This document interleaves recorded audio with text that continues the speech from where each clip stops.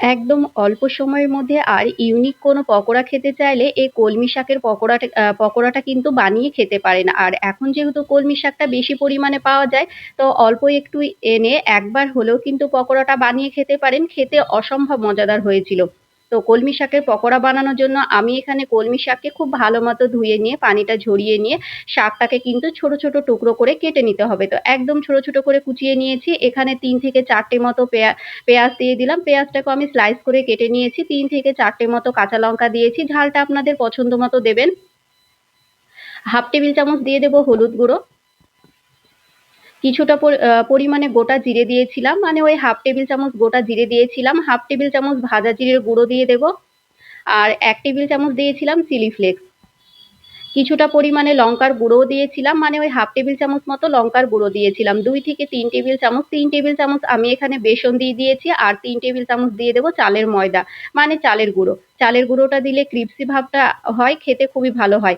কিছুটা পরিমাণে লবণ দিয়ে দেব, মানে টেস্ট অনুযায়ী লবণ দিয়ে দেব। এবার সমস্ত কিছুকে খুব ভালো মতো মিশিয়ে নিতে হবে। অল্প, অল্প পানি দিয়ে খুব সুন্দর মতো করে কিন্তু চটকিয়ে, চটকিয়ে মেখে নিতে হবে। আমার ওই ১/২ কাপ মতো পানি লেগেছিল। একসঙ্গে সব পানি দেবেন না। অল্প, অল্প পানি দিয়ে কিন্তু খুব সুন্দর মতো করে একটু সময় নিয়ে চটকিয়ে, চটকিয়ে মেখে নিতে হবে। খুব ভালো মতো মাখা না হলে কিন্তু পকোড়াটা খেতে একদমই ভালো লাগবে না। দেখুন আমি কিন্তু খুব ভালো মতো করে অল্প, অল্প পানি দিয়ে খুব সুন্দর মতো করে মানে পকোড়াটা ভাজার জন্য মেখে নিয়েছি।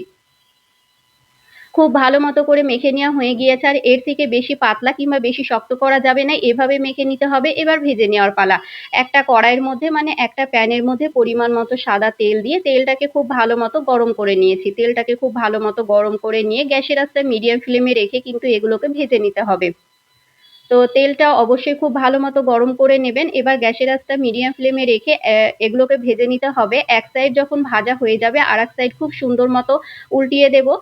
একবার হলেও কিন্তু আপনারা পকোড়াটা মানে ভেজে খেতে পারেন।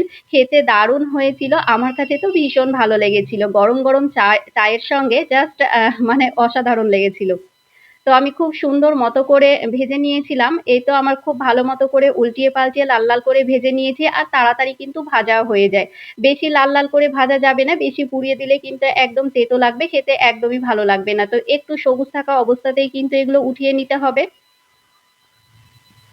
এক, এক করে সবগুলোই কিন্তু আমি সেম ভাবে ভেজে নিয়েছিলাম। সবগুলোই আমার ভেজে নেওয়া হয়ে গিয়েছে। এই তো তুলে নিচ্ছি।